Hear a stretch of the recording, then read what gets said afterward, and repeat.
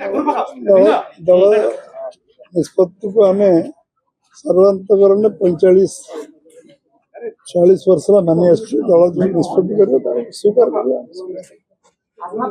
Bharatiya Janata party केंद्रीय नेतृत्व निश्चित केंद्र नेतृत्व चाहिए तो आम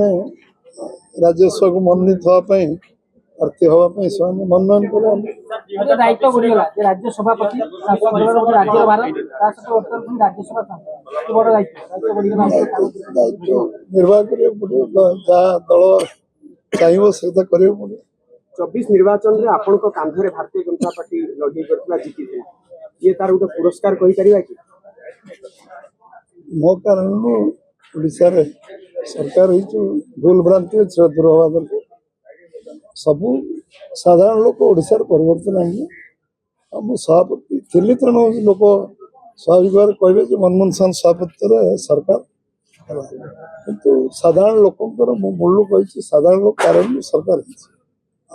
जिते धन्यवाद देले कम हम केंद्र नेतृत्व और साधारण लोकंर निष्पत्ति कारण ओडिशा रे सरकार परिवर्तन आज ओडिशा जो सरकार चलती 20 मास यशस्वी सरकार मोहन माझी नेतृत्व निश्चित भाव सफल सरकार और लोकंर जो आशा अपेक्षा अच्छी पूरा करने सरकार पूरा काम कर संगठन दायित्व आगे पंचायत निर्वाचन पौर निर्वाचन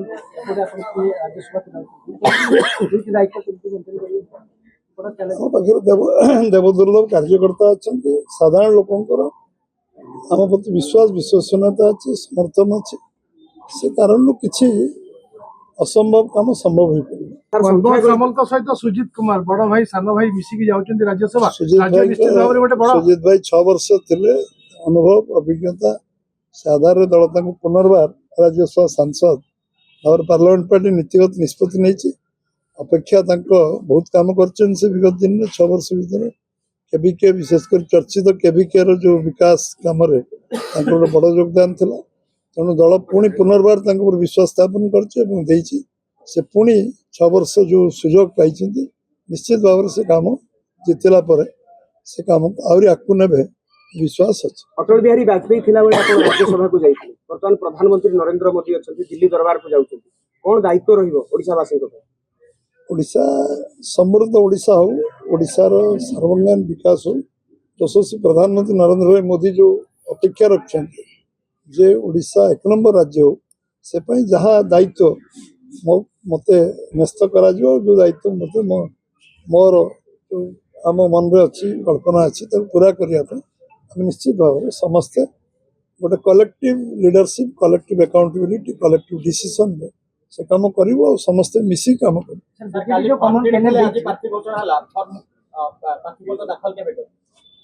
छुट्टी तो बता 5 तारीख गोटे दिन अच्छी ऑप्शन तो गोटे दिन 5 तारीख नॉमिनेशन हो समय तो मुझे जाननी के नॉमिनेशन हम आम पार्टी डिसाइड कर किसी नहीं अन्य किसी ना साधारण कार्यकर्ता हिसाब रे जो दायित्व जिते मिली निर्वाह कर 50-52 वर्ष भर जहाँ दायित्व मिले निर्वाह कर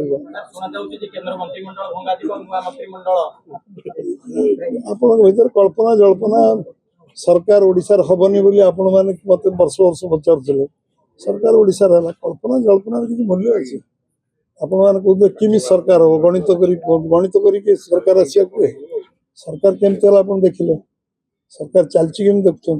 तेणु कल्पना जल्पना किसी ना जोटा हूँ बर्तमान आम चलिए भविष्य में कौन कर योजना प्रस्तुत कर निश्चित देखिए निर्वाचन फलाफल से दिन बाहर 16 तारीख दिन 16 तारीख संध्यार बाहर।